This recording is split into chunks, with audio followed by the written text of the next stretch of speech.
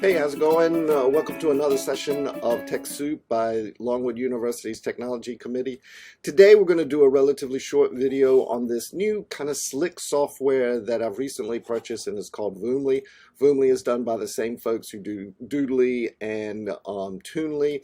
Some of you might be familiar with those, but this is kind of a web-based program, I guess, that allows you to do two things really well. One is, let's say you want to create a professional development course that you want to offer out on the market, and you want to charge, or you want to do it for free. This is a great slick little tool that allows you to take that great web content or that great videos that you've created, put it into a class per se, and then they can market it and you can market it.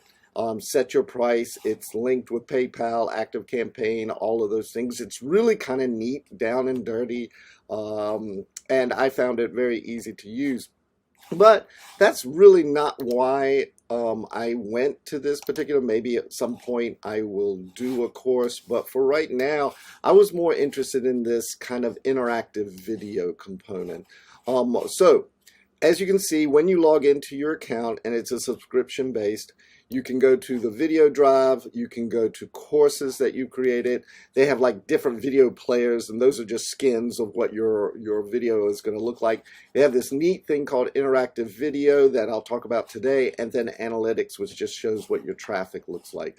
The video drive very quickly is where you house all the videos that you created. So if I take a look, you have all these files here that you can create. You can create as many as you want and organize them how you want.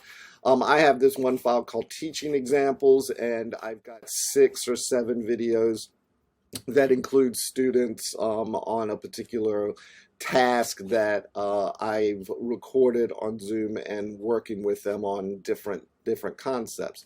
So anyway, if I go back to that interactive video, this long thing is called, or it seems really complex and scary, and it's really not. It's called the funnel. And basically, you would just go to the videos that you uploaded, and there is no limit to the amount of videos that you can have.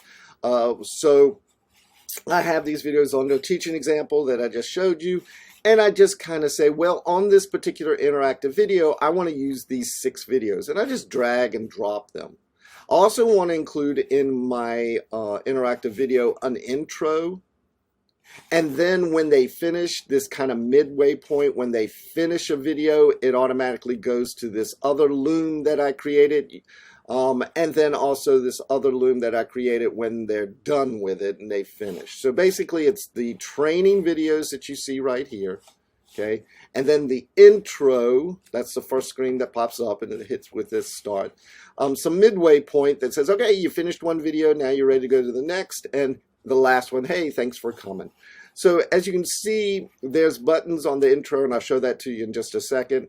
And this is where I connect the buttons. And basically, you just click on it and drag it. This is a button I've created. It's really not hard. It's just click and drag. And you just kind of move it over, and it links. And then when they finish that video, it goes to this midpoint.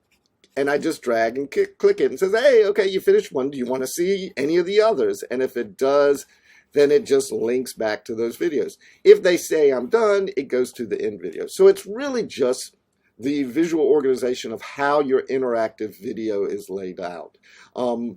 It's probably best to kind of look at it. So I'm just going to put in this preview, and you can see that's the skin that I chose. You know, it's just a computer. Hello, Chris Jones. And then you can see it's me, and I'm coming in. Wow, this is just way too much me on one screen. And so it's me kind of, you know, going in and saying, hey, this is what this is about, and giving some background. Then we go to the 6 techniques that I'm going to go over in this training: self-validation, surface to deep questions, finding your voice, group involvement, revoicing, and avoiding self-reports.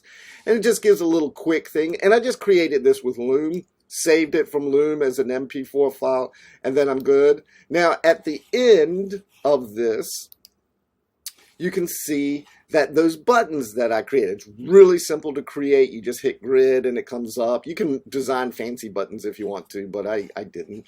And you can see they're all linked because I drew that line. So let's say I want to go to surface to deep.